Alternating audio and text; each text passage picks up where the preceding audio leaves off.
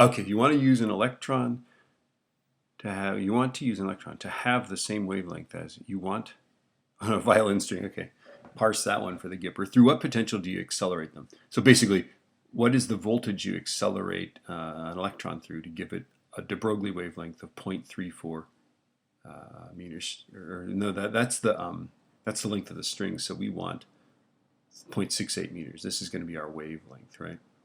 Okay, so again, we're going to use this guy. The accelerating potential times the electron charge is 1/2 mv squared, right?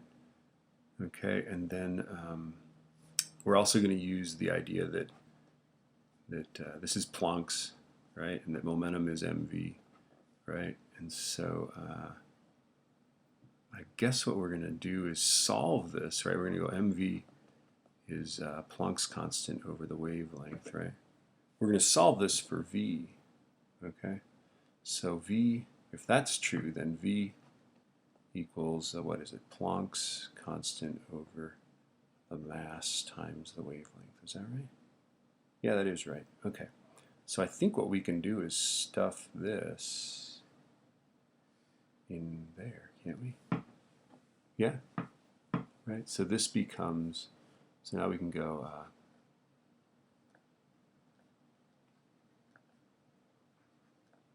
and then instead of v, I'm going to put that in there, right? Planck's constant over, right? So hey, you got the mass there twice, right? Is it going to cancel? Well, it's squared. Okay, is that right? So therefore, the accelerating potential is 1/2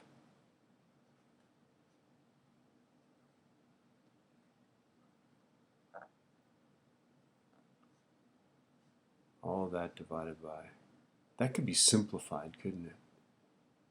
Like a mass is going to cancel out, isn't it? Right, so you end up with what the accelerating voltage is Planck's constant squared divided by, that's the only thing in the numerator, isn't it? Okay, so let's see.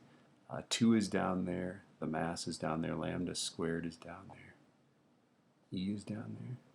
Could that possibly be right? Could that be voltage? All right. All right, so let's just see if we get the right answer. We'll find out, won't we? Okay, so that is 6.626 E minus 34. That's joule seconds, right? Squared divided by, that's a joule. That's supposed to look like a joule, right? Over 2 times 9.11 E minus 34 times 0.68 squared. That's meters. This is kilograms, right? Times 1.602 E minus 19th, and that's coulombs.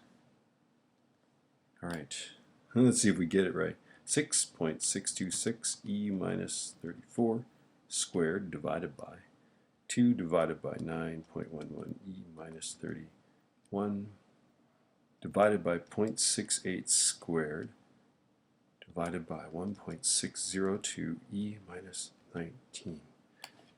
Here's hoping I get that answer. Yeah, look at that. Okay, so I get, the answer I get is 3.2529 E minus 18 volts. Not very many volts, right? Or a ridiculously small amount of voltage, right? Okay, so I guess we can't do that. We can't really, that would be too small a voltage. Any voltage would have an uncertainty bigger than that, right? Let's look at the units here. I'm sort of curious, did our units work out, right? A volt should be a joule per coulomb, right? Shouldn't it be? Okay. So in the numerator we had, in the numerator here we've got joules squared, seconds squared, right?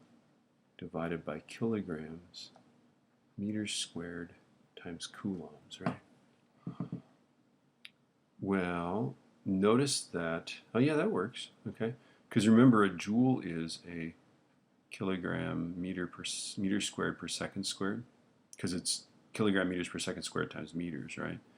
So this is basically a joule squared divided by a joule, right? So, and then you end up with joules per Coulomb, right? So the world is a good place.